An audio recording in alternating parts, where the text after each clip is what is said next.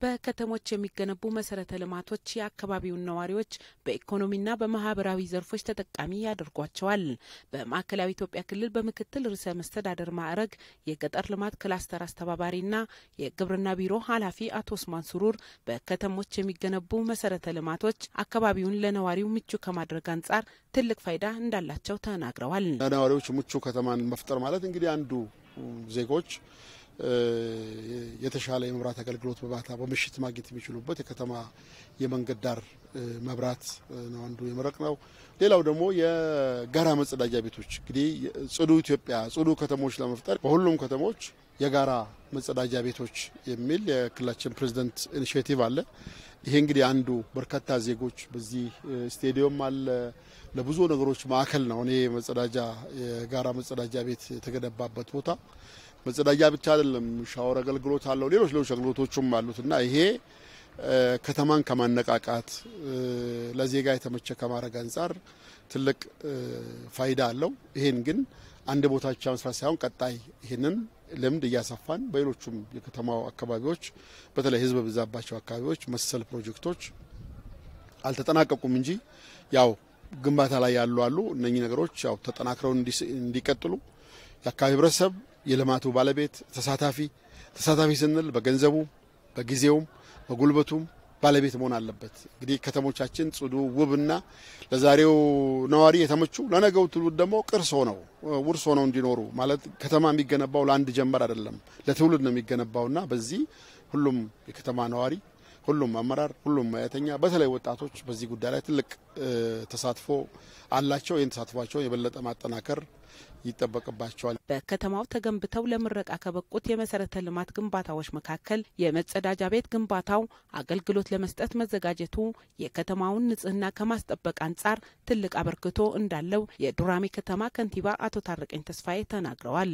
ሽንት ቤት ገብቶ ሰዎች መጠቀም ይችሉበት አጋጣሚ ደግሞ የተሰራው ስቴዲየም አካባቢ ስለሆነ ስቴዲየም ውስጥ በትሬኒንግ በተለያዩ ኩነቶች ላይ የሚያሳልፉ ወጣቶች የሻወር አገልግሎት መስጠት ተቋም ነው። በሌላ በኩል ደግሞ የስራ ዕድልም ጭምር የሚፈጥር በከተማው በጅምር ያሉ የመሰረተ ልማት ግንባታዎች መኖራቸውን ያወሱት የከተማው ከንቲባ የከተሞች የመሰረተ ልማት ግንባታዎች የከተማን ኢንቨስትመንት የመሳብ አቅም አላቸው ብለዋል። ኮብልስቶን ዲች ማብራት ጋር ተያይዞ ያሉ ስራዎች በከተማ አስተዳደሩ እየተሰሩ ይገኛሉ። የተሰሩትን ጭምር ነው ዛሬ ለማስመረቅ የበቃ ነው። ገና ተጀምሮ ያልተጠናቀቁ ብዙ የልማት ስራዎች አሉ። ይሄ ለህዝባችን ከፍተኛ የሆነ ጠቀሜታ ያለው ፕሮጀክት ነው። ቀጣይም የምንሰራቸው ስራዎች አሉ።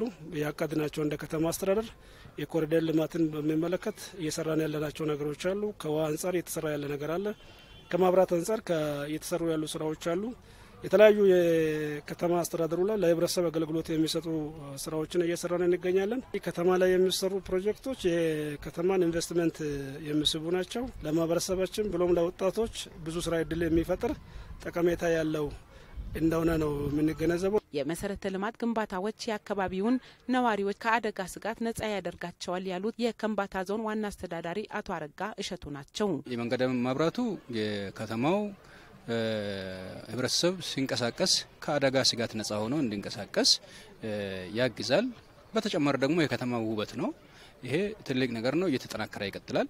ጽዱ ሽንት ቤቱም ደግሞ በተመሳሳይ መልኩ በአንድ በኩል ዘመናዊ በሆነ መንገድ ሰዎች የመጸዳጃ አገልግሎትን እንዲያገኙ የሻወር አገልግሎት እንዲያገኙ የሚያስችላቸው ነው። ይህንን መሰል ተግባር በዞኑ ባሉ ሌሎች ከተሞችም ለማከናወን መነሳሳት እንደፈጠረባቸው አቶ አረጋ ተናግረዋል።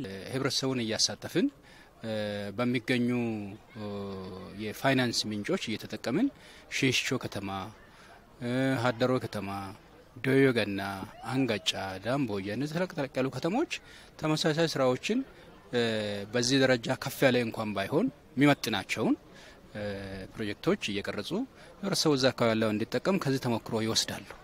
ይሄንን በዚህ መንገድ ብቻ ሳይሆን ቁጭ ብለንም ከየከተሞች አመራሮች ጋር እንነጋገራለን።